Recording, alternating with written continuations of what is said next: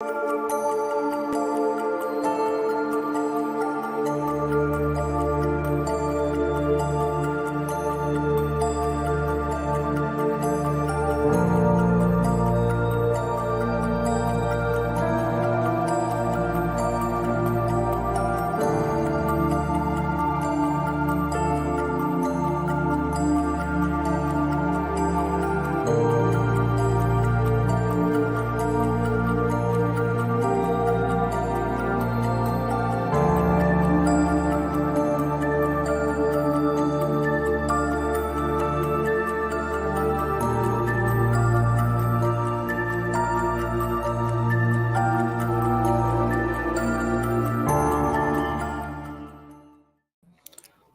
is up, guys? Welcome to the ThinkComputers Weekly Tech Podcast. This is episode 344, and our podcast is brought to you by Amazon. If you go to thinkcomputers.org/Amazon and happen to purchase something that gives us a little kickback and keeps the podcast ongoing, with me, of course, is Ryan, who's all jumbled trying to figure out his computer. Jumbled? What do you mean? I'm not having any issues. Well, at least not yet. You were having some. When? When? So I don't know. I did have some slight computer issues today, and I'm really hoping it was just a Windows 11 problem. My mouse. Yeah, you're on that 11 goodness. I forget that. Yeah. So my mouse, which is brand new, this is the Death Adder V3 Pro from Razer. Mm-hmm. Like brand new. I mean, you literally just reviewed it maybe a month ago, so there's nothing wrong with it, hopefully.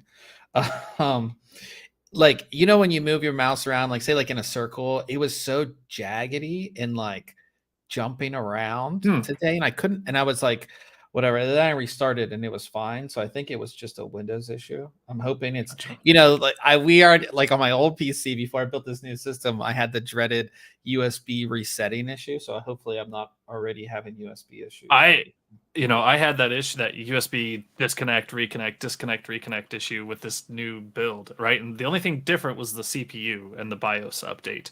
And I don't want to jinx anything, right? But I haven't had that in a while, so it just kind of works itself out. As Ryan's like feed just drops out. Yeah, it just drops, and yeah. But yeah, no other, at least hopefully not yet. No other big computer issues here. Now, for everybody who is following along on the live stream, or if you are listening later and you want to follow along to everything that we're going to be talking about this week, you can go ahead and do that with our show notes. It's all on the website. You can see everything that we're going to be talking about, all the reviews and all of the news this week. And let's just jump right into it. I took a look at a really cool keyboard. I would say it's really cool if you're into Lord of the Rings. Are you a big Lord of the Rings? Were you a big Lord of the Rings guy? I mean, I wouldn't call myself like a big Lord of the Rings like super fan or anything. I enjoy them, and committing to sit down to 3-hour movies is a decent commitment, but it's always worth it. The movies were good. There's the new show. What streaming service? Rings of Power on Amazon. On Amazon. Okay, I haven't watched it. Have you watched any of it? I have not. No. Okay. Yeah, me neither. I think the movies came out so long ago, you're not really like into it as much as maybe something else, right? Yeah. I mean, I just haven't had a chance to check in on it and check it out. Yeah, me neither. I haven't really watched much of any TV lately, but Drop, who makes their own custom keyboards, they make their own custom switches. They do a lot of cool stuff, a lot of cool products, and they have this is the first officially licensed Lord of the Rings keyboard. So you're not going to find a Lord of the Rings keyboard anywhere else. Last year they officially licensed a keycap set, which is very similar to this one that you actually see on the keyboard. So now they have a fully fledged keyboard. So it's all, you don't have to buy maybe a base keyboard and get the custom keycap set. You have everything's all together, all built for you, which I like because I'm not a keyboard builder at this point, at least not yet. So this is a 10 keyless keyboard.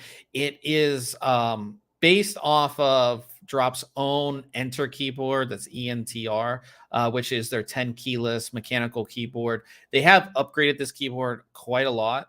Obviously with colors and with the custom keycap set.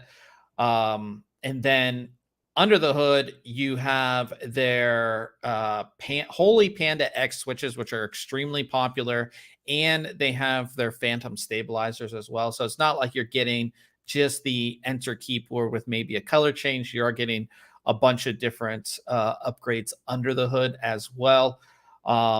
It comes with just a normal kind of white USB cable, but then you get some extra things, some extra keycaps and things like that if you want to change those out.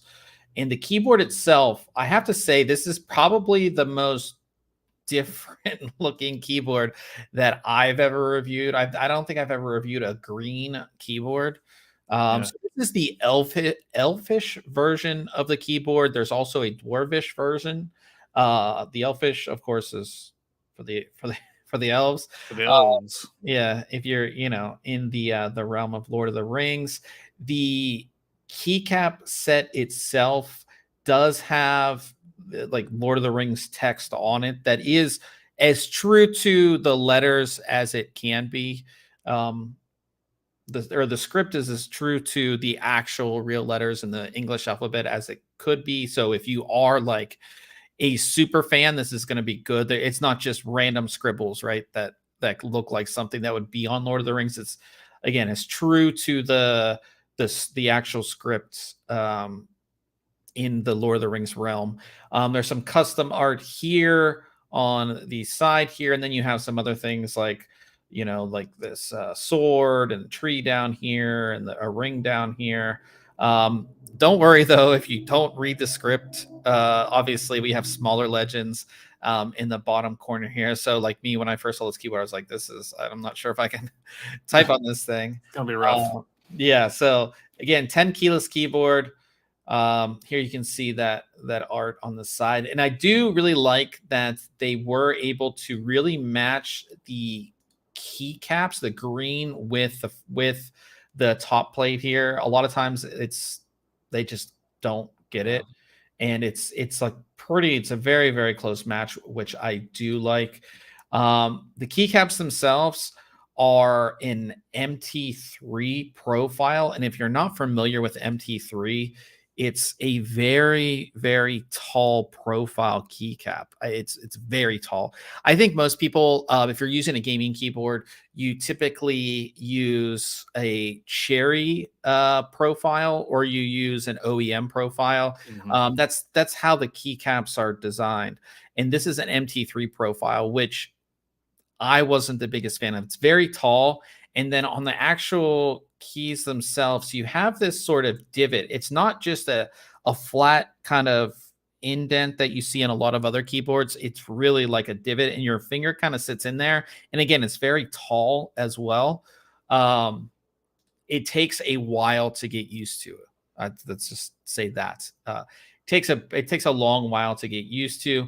Under the hood, of course, we do have the Holy Panda X switches. These are built by Gateron for Drop specifically. They're a tactile switch. They do feel really, really good. They're one of, I believe, Drop's most popular switches. And a lot went into building these switches. You can go on their website and kind of learn of how these were kind of conjured up and built, but they are really, really good switches. Now, I'm not while again, this is aluminum, right? It's aluminum back. You can't get aluminum.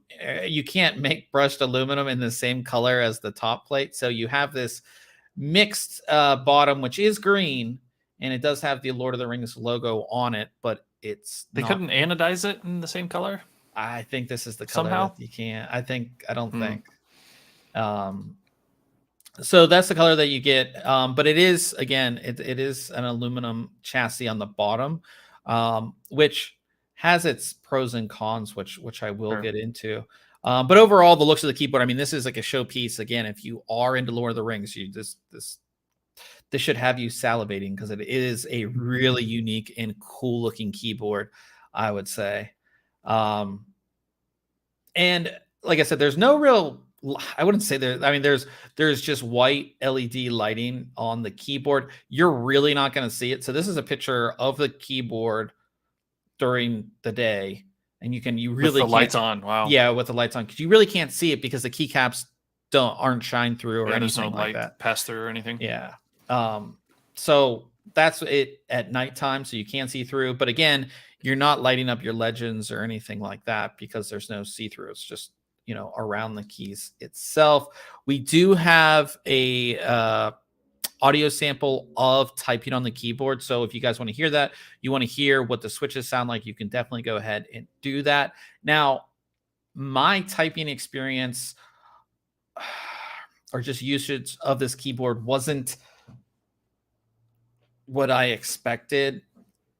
One, when you look at this keyboard, your eyes, so yeah, I would say I'm decently proficient typer, but every once in a while you kind of have to look down and see where you're typing. And when you initially look down on this keyboard, your eyes are drawn to the larger legends. It takes a while to really train your mind to look at the smaller legends. So it really throws you off. And almost at times, it almost like, I wouldn't say it gives you a headache, but it's hard. It's not a natural thing to look for the smaller legend compared to the bigger legend. So that was a bit difficult. Secondly, the MT3 profile, I am not a fan of. It's too tall. The keys feel like they're too close together. I was mashing keys when I was doing it, and it took a while to get used to the profile. And I definitely prefer, again, Cherry profile or an OEM profile compared to the MT3 profile. Yeah, they're pretty small. That profile is pretty small on the top of the key itself. Yeah, the top of the key itself. Taper in quite a bit. Yeah, if I can... I do like the look of them, like on a lot of keyboards, and I think it looks good on this, but like you said, it does take... some work to get used to some of those alternate key profiles. Let's bring this up here. This is from Reddit. So they don't even have the MT3 on Reddit. But here's can I make this? Oh, that's perfect. Okay, so here is keyboard key profiles, and as I said, most of the keyboards that you'll get, most gaming keyboards, will be Cherry or OEM. Typically, for the most part, will be Cherry or OEM. And you can kind of see how they differ a little bit. SA is the tallest, and MT3 is very, very close to SA. So you can see how tall these keycaps are compared to, again, something like an OEM or a Cherry. So it is very difficult to, get used to, I would say. You know what I mean? But yeah, I think, like I said, beyond those things, I think the keyboard is very cool.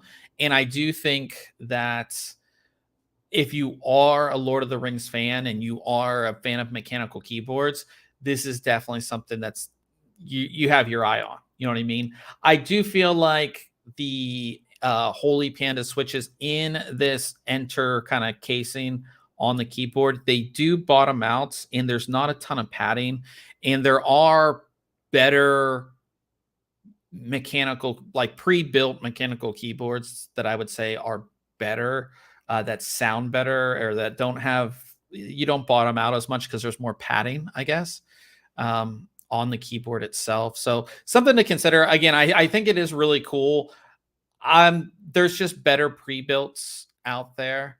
As far as the overall typing experience, you're not going to find another Lord of the Rings pre-built because, again, this is the only licensed keyboard that you are going to find. So it's definitely something to consider. The keyboard's on sale right now for $149. It's normally $199. Pretty good deal. Yeah, one thing I did mention too is that the switches are soldered onto the keyboard, so you can't change the switches down the line if you want to.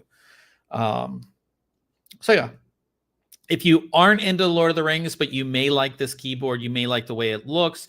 The normal Enter keyboard from Drop, I believe, it's on sale for $79. It's normally $99. And it comes with just normal Gateron switches, I believe, normal keycaps as well. But if you were looking for something that you might want to customize yourself, that's an option too. So you have that. So yeah, so check it out. Check out the review. Just something really cool though. It's something like you want to have like a wall of like keyboards, and this would be like on that wall because it's very unique and very cool. So yeah. And then we talked about it, this desk here that I've been using for what, a week now? 2 weeks? I think like 2 weeks now. Yeah, 2 weeks now. This desk was sent to me from FlexiSpot, and I finally got the review done on it. And this is their Pro Plus. This is basically, I believe, this is their highest end, as far as the frame goes, their highest end desk. And this is a sit stand desk, so I can stand, I can sit, I can adjust it. It has motors, so it goes up and down. So it's one of those desks that you've seen for years, and we've been talking about it for a while. It's so popular now because everybody was, had to work from home, now everybody wants one of these desks. But I've been a proponent of these desks for a very long time because I sit all day, and sitting all day is not great for your body. Let's just say that. No. So the ability to stand, and then sit, and just have the ability to do that is really great. And these desks are really good because they ship directly to you. The assembly is pretty easy, and like I said, I really like this desk so far. So this is their Pro Plus, which is their E7. And then you can go on their website and easily configure the type of tabletop that you want. In the E7, they offer chipboard, bamboo, fiberboard, solid wood texture, and then solid wood. And then within each one of those options, there's different sizes and shapes available. So I have like a curved desk. Some of them have different shapes and sizes that will come up when you choose those. You can also choose to not have a tabletop, so you can actually just buy the frame and then say somebody who has these great piece slabs of wood. You could mount those if you want, which is a really great option too, because I know a lot of people really want one of those. I think we talked about this before. Rough edge or rough. Yeah, like a live edge. It's not acrylic. What is that called when they put the stuff on? Yeah, it's like the colored acrylic. Yeah, it's acrylic. But it's not acrylic. Or resin. Yeah, like live edge resin table. And I looked up for this size. It's like $5,000. So I was like, I'll pass on that one. Never mind. Yeah, it's very expensive. It's super cool. But yeah, if you know somebody who does something like that, or you have your own tabletop from a previous table, you can just get the frame if you want to. So the frame starts at $579.99. And I got the curved 72 inches by 30 inches bamboo tabletop. So that brought the total to $849.99. They always run sales too, so definitely keep that in mind. They did have a Black Friday sale where you got like I think a couple $100 off or something like that. So they always run sales. Keep that in mind. When your tabletop or your desk comes, the tabletop will come in one box, and then your motors and everything else and your frame will come in another box. And these are especially the box with the with your motors and the frame. It's heavy. It's very heavy. I feel really bad because I live on the 3rd floor. I feel really bad for the guy who brought this up. But I do have to say, after going up 3 flights of stairs, like the tabletop came, it was packed very well. So you can see I kind of have some of the stuff pulled off. But all the corners are very well protected, so you really shouldn't have to worry. We all know there are bad delivery guys, and even if they do slam it down, you shouldn't really have any issues. Again, the tabletop came out without any scratches, which is obviously a good thing. Now, putting this together might seem daunting. This will be my 4th desk like this to put together, so I kind of know, how everything goes together. But basically, you flip the tabletop upside down, and then you're going to go ahead and install the frame on the bottom of it, sort of, sort of like this. It's very, very easy. The instructions with this were very easy to follow. And you have everything together, and then you flip it over, and you can flip a table this size or a desk this size over by yourself. I would not recommend it. I did it, but just be very careful.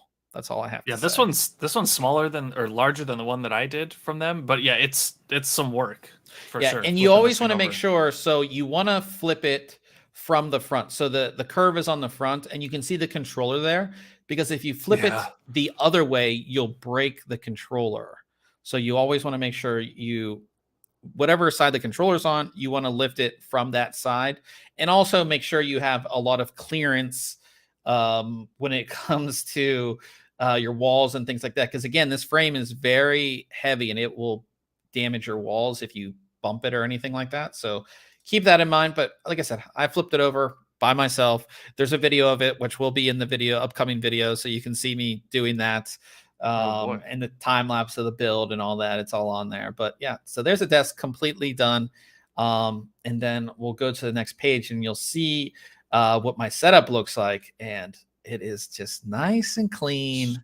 Oh, chef's kiss. Yeah. My whole thing with this is that, one, I wanted to simplify my setup. I had a lot of other things on the desk, and it just was cluttered. And with this, again, it's very simple. I have my speakers, I have my audio interface, phone charger, and my PC, and of course my monitor. And again, this is a 49-inch super ultra wide.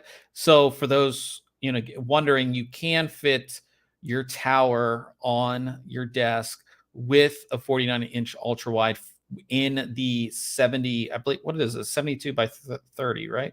The 72-inch. They do offer this exact same bamboo top in a 78 if you want it to be even wider. But yeah, it looks awesome. Yeah, the monitor is a Biotech 49-inch. We have the review on the website. If you just go under reviews, I'll just bring it up real quick.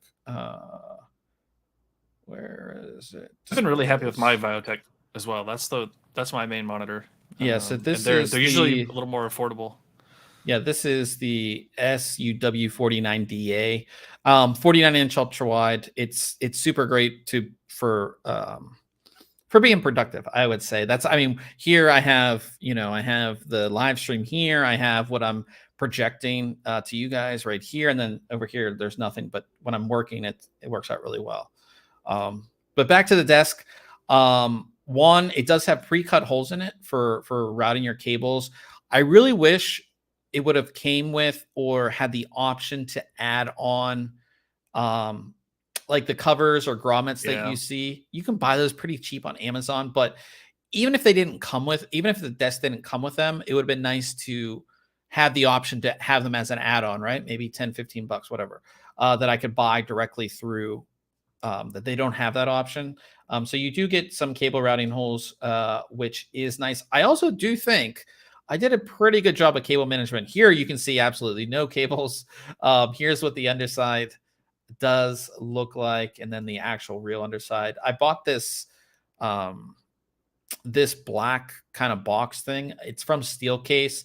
I'll talk about it more because this isn't part of the review, but I'll talk about it in the upcoming video. I wouldn't necessarily recommend it, but it does help out with cable management and all of that. But I feel pretty good about my cable management. Really only a single cable coming down, which is the power cable for my power strip that is under here. So the desk itself, like I said, the bamboo, my first standing desk was a bamboo one. And I went from that to the white one that I had. And I liked the white for a while, but it was just so plain. And the bamboo just looks so nice. And the contrast between, what's on my desk and the bamboo, I really, really like the bamboo. So you have that. And then the controller, super easy to use. I don't know if this was the same one that was on the one that you reviewed, Ryan, but it's very similar setups. Yeah, so it has up and down arrows, so you can easily adjust the desk, no problem. And then there are 4 settings that you can save different heights. There's a 1 and a 2, and then there's one that's a little guy that's standing, and one that's sitting. So you can set those and maybe set these other ones to other heights that you may want. There's also a USB port on the side, a USB-A, and it supports Quick Charge 3.0. So nice little add-on there. I'm not really using it because I have other USB stuff under my desk that I have set up, but just a nice little add-on if you want, for charging a phone or something like that you can go ahead and use. And then of course there is a little LCD that shows the exact height that you are at whenever you're doing that. Now, as far as operation, this desk easily goes up and down, no problem. It's very sturdy as well.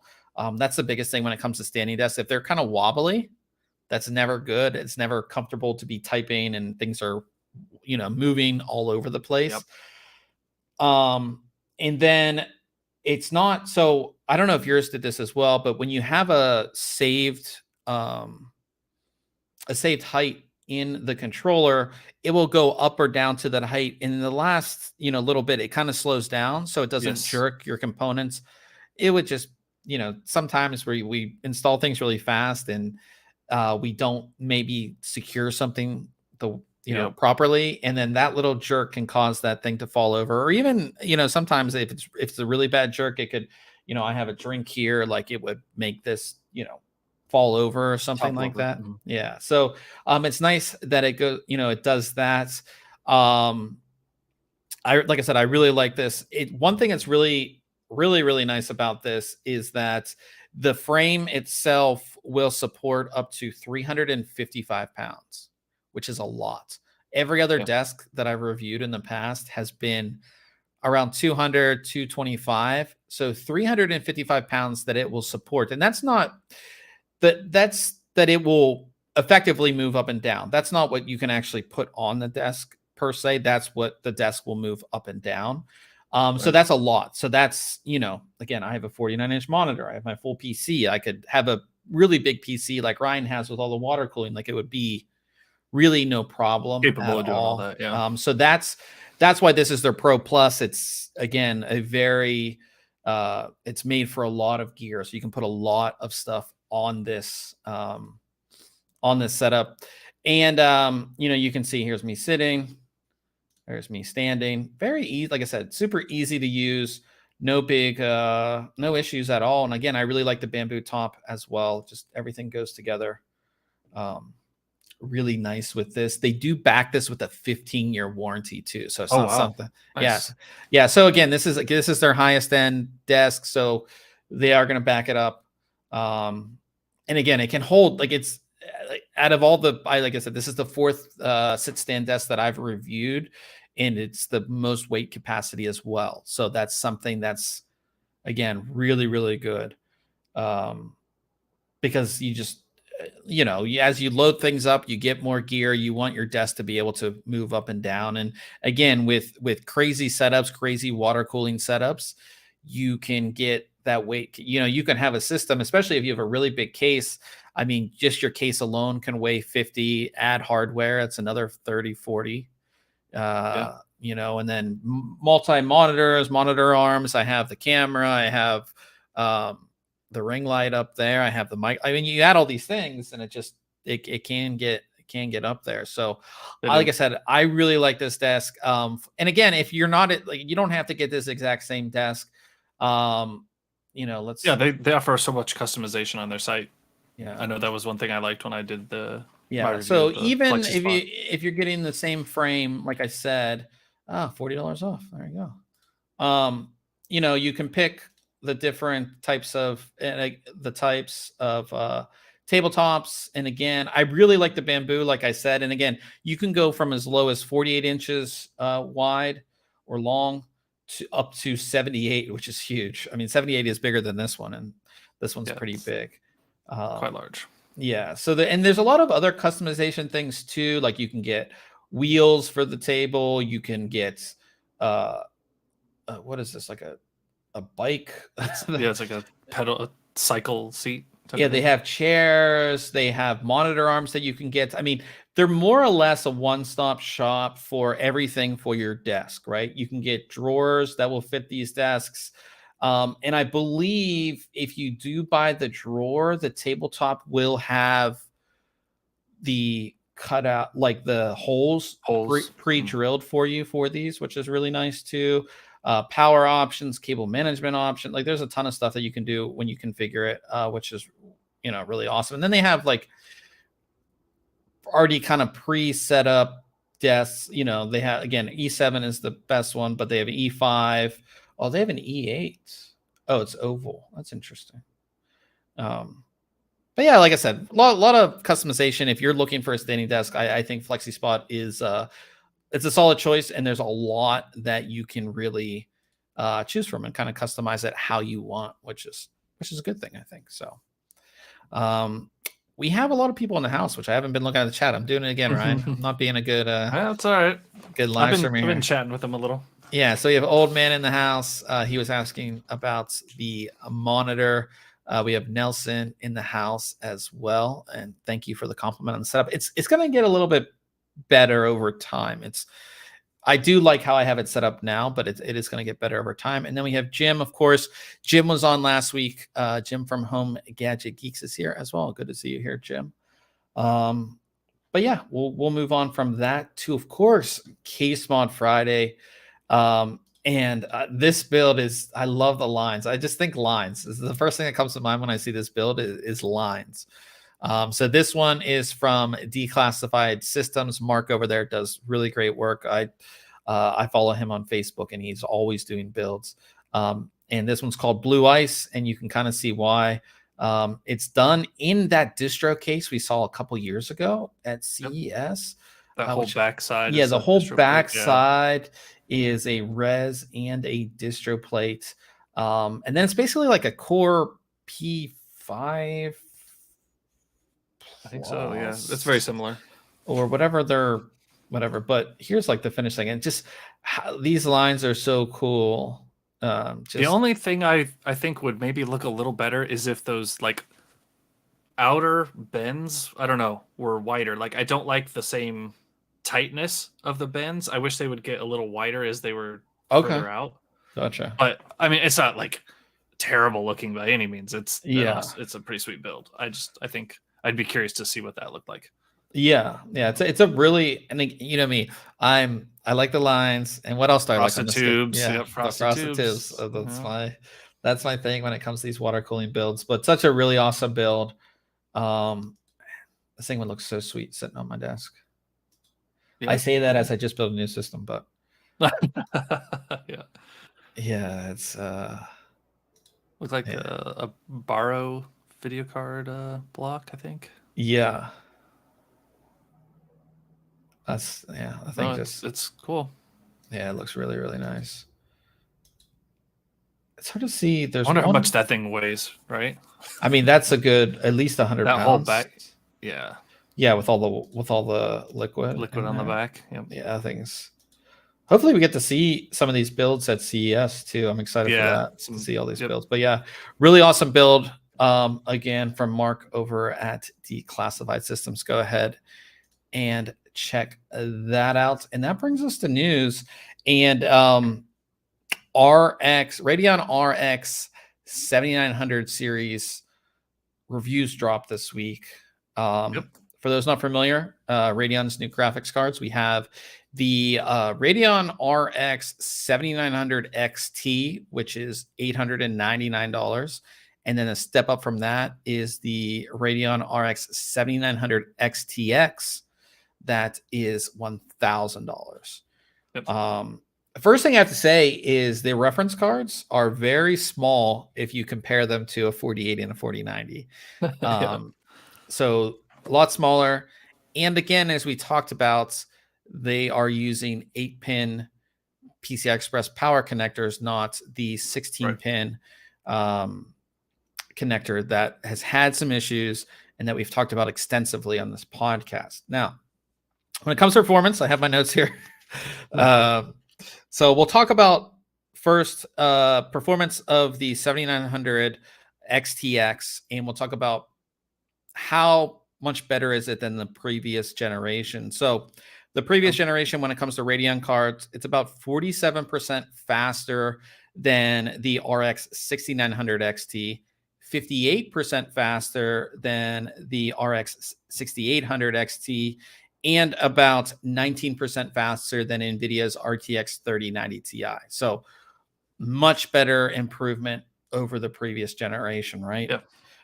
Which you like to see. And you like to see those big numbers over its own previous generation, right? You know, sometimes in the past it was, we're gonna get 25% more, maybe. Right. But seeing 47 and 57% over the previous generation of their own card is really good. Now, the big thing that I think people really want to know is how does it perform against RTX 4080 and RTX 4090. Now, for the RTX 4080, it's anywhere from 2 to 4% faster, but I think that all the reviews I read, there's a lot of disparity in those numbers, right?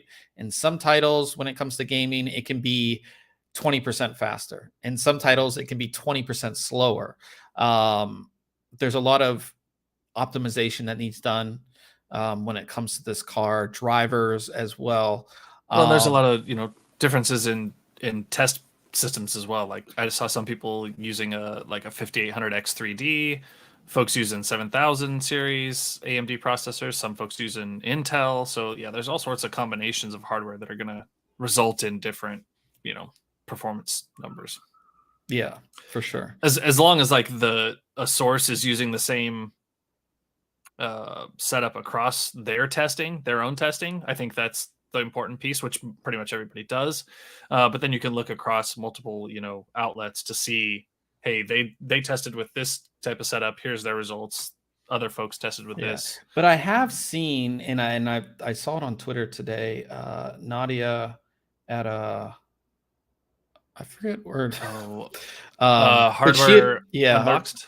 She was saying, that in specific titles, her card would be at a certain frequency, and then in other titles it would be a completely different frequency. Like her game clock was just not this. It was not consistent across all games, which was weird.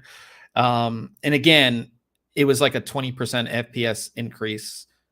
So there's a lot of issues. I wouldn't call them issues. There's a lot of disparity between certain titles. And again, we do know certain games are better optimized for NVIDIA. Certain games are better optimized for, for AMD.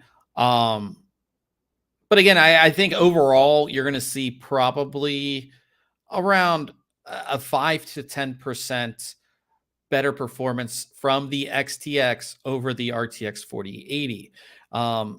So again, the XTX is $1,000 card. The 4080 is a $1,200 card. Are you going to go the AMD route, save $200 for, like I said, your best bet, at least right now, without any more newer drivers or anything, is going to be 10% better performance. So would you pay $200 less to go Team Red, or would you stick with NVIDIA? I need to look at the charts a little closer, but if I wasn't going up to like a 4K resolution, right? If I was keeping my monitor, right? Like that's something I'd have to keep into consideration. Like I'm going to stay at 1440, 144 hertz monitor, right? Mm-hmm. Look and see what some of those reviews look like. But I think I would actually maybe steer towards the AMD side of things if I was willing to spend that price point. Yeah. Okay. Now the one thing that this card, there are actually two. No, I wouldn't call them issues. Maybe the second one. The first one is that the RTX 4080, their ray tracing performance is better. So if you are doing ray tracing, the RTX 4080 will have better performance. That's something that I've seen across a bunch of reviews. So when it comes to ray tracing, NVIDIA still is better. You're going to get better performance, I guess, in this segment, right? Because AMD, again, doesn't have anything better than this. So you're going to get better ray tracing performance out of an NVIDIA card. So does that sway your decision at all? No. I don't think so. The second thing, which could be an issue, is idle power states if you have multiple monitors connected. And I saw this in a bunch of reviews, is that the card would pull anywhere from 80, just the card itself would pull anywhere from 80 to 100 watts with multiple monitors connected with nothing going on. So this is just like your computer sitting in Windows with nothing on, and the card is pulling 100 watts compared to RTX 40 series, which is anywhere from 20 to 30 watts. So that, again, we don't. I feel like that's something they're gonna fix. Like, I really hope that's a driver issue. Maybe they didn't realize it. I don't know. Yeah, so hopefully that's something. Tested that As of right now, we'll call that a hopefully something that can be fixed, right? Because that's a lot of power, to be for when your GPU really isn't doing much. I mean, that's a lot of power. So those are the things. And then if you compare it to the RTX 4090, it's the RTX 4090 is 22% faster. And again, this card at its price point really isn't meant to compete with the 4090. This 4090 is $1,600 card. $600. That's not. Yeah, no. You're not. And not then apples to apples comparison. Yeah, the RX 7900 XT, which is 100% or not 100%, $100 cheaper. It's about 16% slower at 4K resolutions, and then that number will get a little bit lower as you go down in the resolutions. And that makes you wonder. So we've talked about NVIDIA and especially their RTX 4080, how it's expensive. Should this 7900 XT even be called a 7900 XT based on its performance and its price? Are they just forcing people to pay the extra $100 gets you, like I said, 16% better performance? That seems all right to me. Like that price point, but drop it's a feel bad. I think we talked about this earlier. It was like, if I'm already spending the $899, I'm going to spend the $999. Yeah, right. That's what I think. I think it feels okay going up, but not down. Yeah, if that makes sense. Because again, NVIDIA priced their two cards out. The 4090 is $1,600. The 4080 is $1,200. Much bigger gap. Yes. So yeah. Yeah, it's just weird. And again, it's not as confusing as some things that we've seen, but 7900 XT, you just add another X on the end. That's the difference. A new consumer, somebody who's new to this space, who's new to building their own PC, they go in the store, they see it, I'll get the cheaper one. It's the same thing. They might not know it's the same. You know what I mean? Yeah. I'm still not like it is again, first time buyer, confusing, I would say. But yeah, so that's basically what I've seen. Is there anything else that you've seen in reviews or just about the cards specifically that? No. I mean, I think for the most part, what I saw, everybody was decently, impressed by the card's performance. Like you mentioned, some of the power issues. That was kind of what I had seen, was that it, had that high power usage when it was just essentially sitting idle. I was happy to see the results that it put up. Definitely. Yeah, I think it definitely has me considering, like, okay, do I want to go the AMD route or NVIDIA when I upgrade my video card? Yeah, I don't think I do like the biggest thing is the price, right? They've definitely disrupted the RTX 4080 for sure. Definitely. And they have a lot of things going for them with this card. Again, just like in general, smaller card. You may not have to, like, a lot of people buy in the 4090 and even sometimes the 4080, like they have to buy a new case because it won't fit. Or something like that, or people who want to do a small form factor build like those are, for the most part, those are not going to be, not going to be able to do those with those type of cards. So you don't have that issue. Again, 8-pin power connections. You don't have the issue with the 16-pin. Like I said, price. And like I said, relatively good overall performance comparative to the RTX 4080, and again, or comparing it to something like a 3090 Ti. You know what I mean? I was also reading, like folks were interested to get these liquid cooled as well because they were thinking they would have quite a bit of additional headroom on overclocking with some better cooling, so they were thinking that might be some improvements they'd see as well. So I'm interested to see, some later on results, right? Once people get those into their hands and get them liquid cooled, see how much further you can push these, because it may just add more value to that price point. Yeah, for sure. Would definitely like to see that type of performance and that type of testing. And like we always say, when it comes to especially new graphics cards, wait till you see some reviews, kind of see. And again, with AMD, the drivers are a little bit slower coming out. They still are. They're a lot better than what they used to be, but you still are going to want to wait a little bit to, again, we talked about the power issue and some other things that can be fixed in upcoming driver updates. So you may want to wait if you're looking to purchase something now. Just if you're kind of on the fence, wait a little bit and see if they kind of fix some of these issues that are, kind of popping up right now. Now, all of the new cards basically have been announced. We talked about the ASRock Aqua card. The Sapphire cards look pretty cool. The Red Devils. I don't know if you saw any card that really stuck out to you. You see a Red Devil image that had like a really cool backplate. Yeah. It was like a 2-layered backplate almost, it looked like. Yeah, they're going to be, we don't have it in the show notes, but we did do an article on it. They're actually going to be selling different backplates for their cards. Okay. So there's going to be like a stock just saw pictures. backplate. I didn't read anything about them, so cool. Yeah. No, that's probably my favorite one. Nice. One that I was most interested in. Also, I had said we were talking about Nada, and I said she worked at Hardware Unboxed. It's actually Tech Testers. Anyhow, not that I just want to correct myself. So.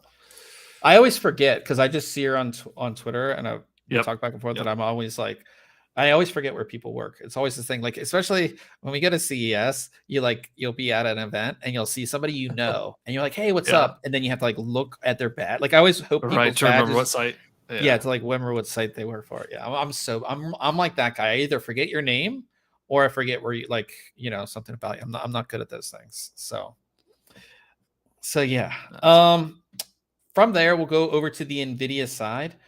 First, we have full specs, which we already basically knew, of the RTX 4070 Ti.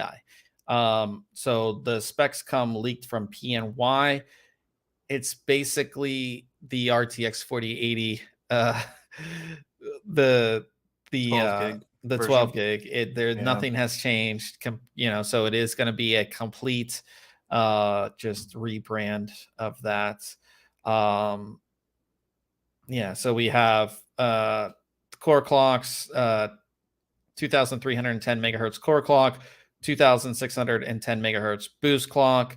Again, 12 gigabytes GDDR6X, 7680 CUDA cores. So that's what the RTX 4080 12 gig was. So yeah, kind of expected that, right? Yep. Didn't expect much of anything to change, but this just confirms it. So we have all that and some pictures of the PNY cards. If you guys seeing that are smaller board compared to the cooler there, it makes me like wish we had mini versions of cards again. I think the last time we got mini versions was like the 9 look series, how big right? Is. Like, yeah, that's enormous. Yeah, it's a lot of heat compared to the card. Right? Yeah, compared to the card. And I was like, I don't know if it was on Reddit or on Twitter, I forget, but I think the reason you are seeing, at least people were saying, like, especially the 4090s, you are seeing these massive cooling because the cards were initially supposed to have higher clock speeds. Like they're supposed to be more powerful than what they currently are. So they just dropped them down. Yeah, I guess they dropped them down for that's what people, that's like a rumor that's circulating, right? Mm-hmm. That's why these cooling solutions are so big. Yeah, so I mean, I don't know if that's true. We don't know, but that's what people have been saying there. So yeah, so that's expected. And again, that will be announced the 3rd of January, I believe, like official announcement, or So I forget. We have this. We had the schedule, but officially it'll be available on the 5th of January. So Okay. we'll have more information when that comes out. Now we're getting some. Again, this is rumors for the RTX 4060 Ti, and the thing that I find very interesting about this is obviously with the 4070 series they had to call it the Ti first. And because we're getting this leak first, is that what they're going to do for the 4060 as well? Launch the TI first? Who knows? Like I'm not even gonna try and like pretend like I know what their strategy is, because again, we've had TIs, we've had supers, we've had the normals, like we've had the multiple cards launching at the same day. Now we've had this staggered launch so far. Yeah. I don't know what to guess, but yeah. So this rumor or is for the 4060 Ti. It's going to have 4,300. It's going to be based off the 8106-350 GPU, and it's going to have 4,352 CUDA cores and 8 gigabytes of GDDR6 memory running at 18 gigabits per second. Now, it's not GDDR6X, so this is going to be the first model that won't have the GDDR6X. It will just have GDDR6. 128-bit memory bus gives it a bandwidth of 288 gigabytes per second. TDP 220 watts. I really hope that we don't get GTX cards this time around. Like, okay, so that will be that will be the thing that separates it. GDDR6 and GDDR6X. I hope that is the thing that separates the higher end cards from the lower end cards. From the lower end, do you think? Maybe. I would hope. But yeah, that's a rumor right now. Obviously, these specs change. The product names change as well. Yeah, so we'll see. But that is a current rumor for the 4060 Ti. Are you excited for the mid-range cards from NVIDIA? I'm excited to hear about the 4070 Ti. Yes, the 60, like that's not a card I would consider as a purchase.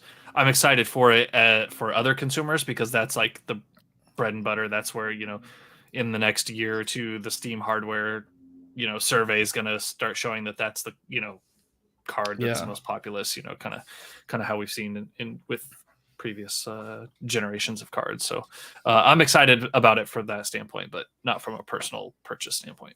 Gotcha. Yeah, I'm excited to see the mid. I always like when hardware is affordable and you can get it into more people's hands. And again, something that's a 4060 level card is probably still going to be a great 1440p card or a high frame rates. I mean, don't get me wrong, like that 4060 Ti is going to be better than my 2070 Super, right? Like, so yeah. But hey, Ryan, you know what? If you wanted to go all out, we've talked about this this card before, the GALAX RTX 4090 Hall of Fame. It's actually been made official. We've only seen leaked photos of it, but we knew it was coming out. A 666 watt power limit on this thing, and this is the photo that's a smaller photo, but it comes with 2 of the 16-pin adapters, not just one. So you have 2 chances of screwing up, of ruining your card. It's just like 8 total connections coming off this card, which is just great. And if you don't have the a power supply that supports the native 16-pin, right? Oh man, that's just I mean, it's going to be a beast of a card, but holy cow. Yeah, it's going to be a beast. It's just huge. Just huge. Yeah, it's very, very huge. No word on pricing, but it's going to be expensive. It's got 112 millimeter fans on it. Yeah, that's on the outside. 92, in the middle. Yeah. And it's like I said, it's going to be expensive. It's going to be, I believe, their highest clock card to yeah, this is just crazy. So yeah. It's Cool. yeah. I would love one, but yeah, huge card. Now moving over to the laptop side of things, and we're going to see a lot of really cool laptop stuff at CES. I know for sure because that's when I believe a lot of this stuff is going to be announced. Upcoming HP Omen 17 gaming laptop is going to feature an RTX 4090 16 gigabyte laptop GPU. So imagine having like the power, and again, it's not going to have the same power as the desktop. We know that, right? We've always known that when it comes to, but still having relative performance in a laptop. Yeah. Would be awesome. Yes. I don't know how portable. I mean, it's a 17-inch laptop anyways. 17-inch laptop. It's yeah. But again, how portable it's going to be. I mean, especially if you unplug it. But still, that's awesome to get that much power in in a laptop. So there are some different SKUs here. The highest end SKU is the CK200 2001 NQ. That comes with a Core i7 13700HX and an RTX 4090 16 gig. And there's a bottom picture that shows it kind of from an angle. Like it's definitely not a portable. Like look how thick it is towards the back there, like not that it's crazy thick, but it's a portable workhorse, that's for sure. Yeah, but these are great for maybe like designers that have to like go on site or something that need that like performance. Or just somebody who is a gamer but does prefer a laptop. I mean, that's incredibly powerful, right? Old man in the chat says, warm your house with the laptop when it's plugged in. Yeah, I've had laptops that used to get like super, super warm. It's like unsafely warm they would get in the past. So that's something to look forward to. I assume we'll see a lot of those at CES in January. Talk about new games, which you don't talk about all that much because there's not a whole lot of, AAA title game news as of late. But we have two stories this week.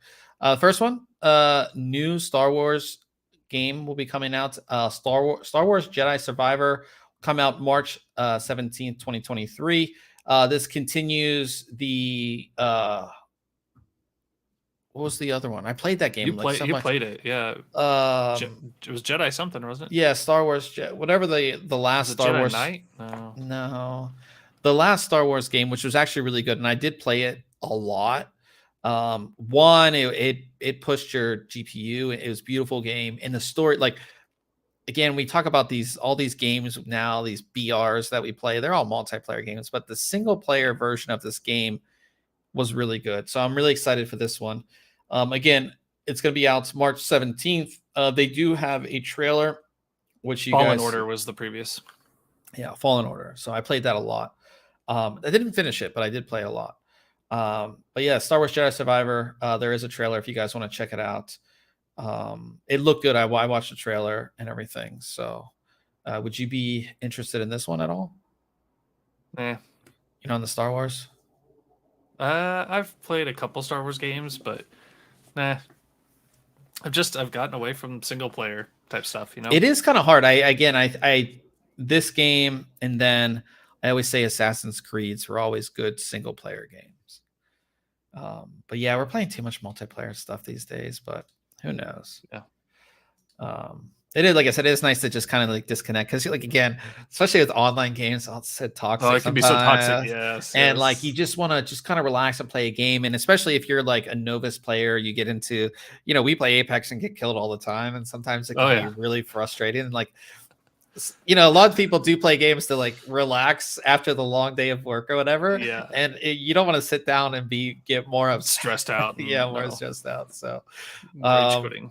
Yeah. Also, on the RTS side of things, Diablo IV pre-purchase is available. Will release June 6th, 2023. There's some images that have been released and information about it, as well as the trailer. Bunch of different versions of it. Were you a Diablo person? I played Diablo 3. Yep. Okay. Would you get this? I don't know. I haven't really looked into it much. I'll look into it a little bit. I just haven't had a chance. But I enjoyed Diablo 3. I mean, it was fun. I Okay. didn't like keep going through whatever their modes were called. Was it like not prestige, but like I forget what it was. You could like just keep advancing, but it was like running the same game again. So I just played it through once and was done. I did. I think I did play it. I don't remember. I didn't play much of it, so I don't know. RTSs. I don't know. I'm more of an FPS type of guy. So, Yeah. Yeah. um, but yeah, those are those two game things. So, like again, pretty big AAA titles that will be coming out. So that's definitely exciting. Talking about what we have coming up next week, I'll be taking a look at a case. This is the Silverstone SATA Q1, which is their quiet case. So and again, it's very plain, very just yeah, super plain case. But I haven't done a quiet case in so long. Again, we've gotten away from these big old, we've gotten away from like this type of case, and we have RGB lighting, we have all this other stuff. But sometimes, especially if you have louder fans or louder, hardware, you want a case that's super, super quiet, especially if you're like in an office kind of Yep. environment. So this is one of the most quiet cases I think that has come out all year. So again, The nothing to sound really dampening materials in them really helps. yeah, so this is a sound dampening material in it. Um, yeah, just made to really just for sound dampening. That's kind of what it's about. So I will go ahead and be telling you guys about that next week, and also taking a look at a keyboard that you might be interested in, Ryan. It Which you was. I saw this. yeah, so this is the ASIO Cascade 98, which is sort of like it's the full size version of what was it? The Cascade. What was the smaller one called? Cascade. It was just the Cascade. Okay, just the Cascade. The Cascade was 10 keyless, right? Um, I don't know. It's sitting right over here. I do. It's mine sitting over there as well. Yeah. But yeah, so their original Cascade was extremely popular, and now they have a Cascade 98, which gives you, for a lot of people, you miss that number pad. So it's a full size, so it does give you the number pad. Really great looking keycaps, great feel. There is a slim version, and I believe there's a non-slim version. Yeah, so mine has the so you can see with the full size keycaps, and then the slim. Yeah, so slim is the one that I have, which I actually really do like. So yeah, so I'm excited to take a look at that. Now this is currently on Kickstarter right now. So if you are interested right now, there are 14 days left. If you want to get in on it on the Kickstarter, you did the Kickstarter for the original. Yeah. And you did get the product, because if people Yeah, kind of, yeah. there has been some, especially in the, over the, I would say the past couple of years, there has been some Kickstarters that people didn't get, and it kind of put a bad rap on, on Kickstarter. But you did Crowdfunding do, in general. yeah, you Yeah. did do the Kickstarter for that. So ASIO is a company that's going to get you the product. So keep that in mind. So we'll have that stuff for you next week. In the chat, Old Man said the Diablo for limited edition collector's box for 100 doesn't even come with the game. Yeah, that's crazy. Let me bring the thing back up. Let's see what it says. Ultimate edition. Oh, I don't see I see a standard deluxe and an ultimate.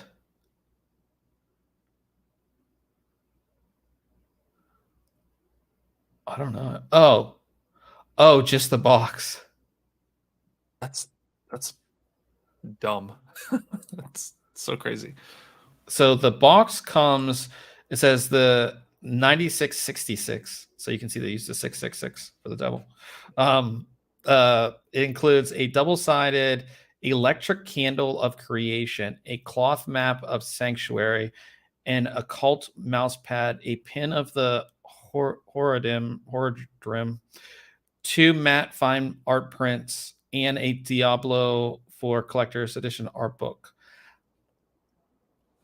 I mean, that's a lot of stuff, but still, for it not to come with the game, right? Yeah, it's pretty bad. So yeah, so as we come to the end here, we talk about tech. Anything else? If you guys have any questions in the chat, Ryan, did you do anything tech related this past week? Don't think so. No, didn't have time this weekend to do anything to the build. I mean, I played. New build's running great. That's good. No, yeah. I mean, that's always a plus, right? Yes, when you do build actually works. Yeah. I mean, same thing. I'm just working on reviews. Yeah. Working on reviews over here, getting stuff ready for CES. I know I believe we talked about, but we will be at CES in January. Be out there for a whole week, so we will have. It's coming up quick too. It is coming up quick, so I'm like making sure we have everything. We'll be bringing like a full podcast studio, even though we're not going to be doing. We might do one podcast from Vegas, but we're going to be doing our content sort of like a podcast. So Ryan and I will be in the same room talking, and then we'll splice in stuff. So like I said, we'll have a lot of content, but I'm excited for that. Lots of cool stuff. I've been doing a bunch of online pre-briefings with companies. So I've already seen a lot of the stuff that's going to be announced, and there's some really cool stuff this year. So stuff that you guys should definitely be excited about that. Jim in the chat said his build is complete. Still need to put the cooler in. So, well, that's good, Jim. Yeah, get that cooler in and get that thing running. We want to see how all that turns out for you. I had missed the previous week's Home Gadget Geeks. So Jim had Mike Uyghur back on, who was the previous co-host, and Jim was saying that I had sent a cooler to him, and Mike hopped in and was like, yeah, Ryan sent me one too. That guy's like he called me like the water cooling drug dealer.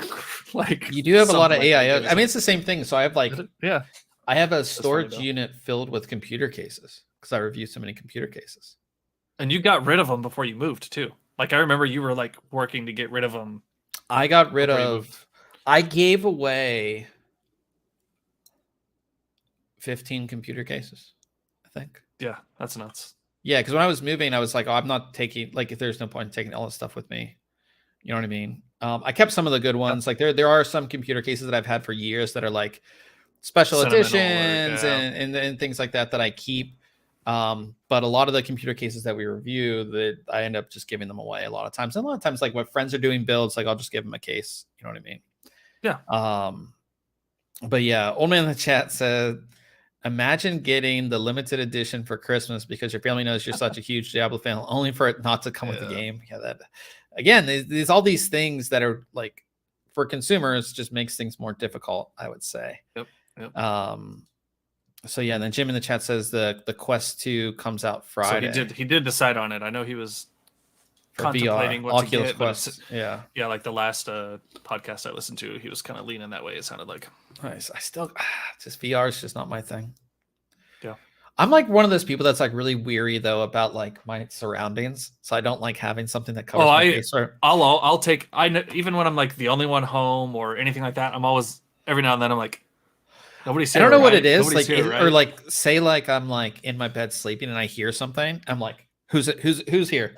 Like, you know what I mean? Or there's been times where we've been like doing this podcast and again I have my headphones on and I hear something and you've heard something. Yeah, I'm like, wait, is somebody here? Like, you know what I mean? So yeah, but yeah, that's awesome, Jim. Excited to hear your thoughts on VR and everything like that. We are going to be getting out of here, and Ryan will be running the stream for Twitch. So we're going to be playing some Apex Legends. I believe, is the winter mode still going on? Yeah, I think so. We might warm up with that. I don't know. We'll see. That's a lot of fun. See how we do. Free games. We didn't task Old Man with this tonight, but right now free games are Saints Row 4 Reelected is free in the Epic Game Store, and then Wildcat Gun Machine is free. Nice, always good. There's to get a mystery game unlocking in 13 hours. So, nice. Saints Row. Have you ever played any of those? I think I played the first one. I spent like 2 hours in the character creation settings at one point with me and a buddy, and we were on Discord talking to each other and just like tweaking our characters, because you can tweak their voice and their like Yeah. it's insane the amount of stuff you could do, and we were just cracking up, just like making these crazy characters. I believe I played the first I think one. I played like 5 minutes of it. So Because like, wasn't there something? Was it Saints? I believe if you like bought Saints Row, you got into the pre-order for another game. I think it was on Xbox. Maybe it was like for Halo. I don't remember, but I think. Talk about games. We put this on our social media earlier, but this is, I don't know. Let's see if I can make this a little bit bigger. It says, play your backlog. Definitely. Nah, buy more Steam games. Yes. So yeah, guys, we are going to get out of here. Thanks everybody for stopping in on the live chat. That of course is Old Man Nelson, Jim in the chat there as well. Good to see you guys, and of course, hopefully see you guys next week as well. Is next week Christmas? Next weekend is Christmas. Yeah, next Sunday. Oh man, you're right. Yeah. CES is coming up. That's crazy. It's like 2.5 weeks will be That's doing wild. Yeah. So, all right, guys. Well, again, we are going to jump over to twitch.tv /ThinkComputers to get over there, and we will see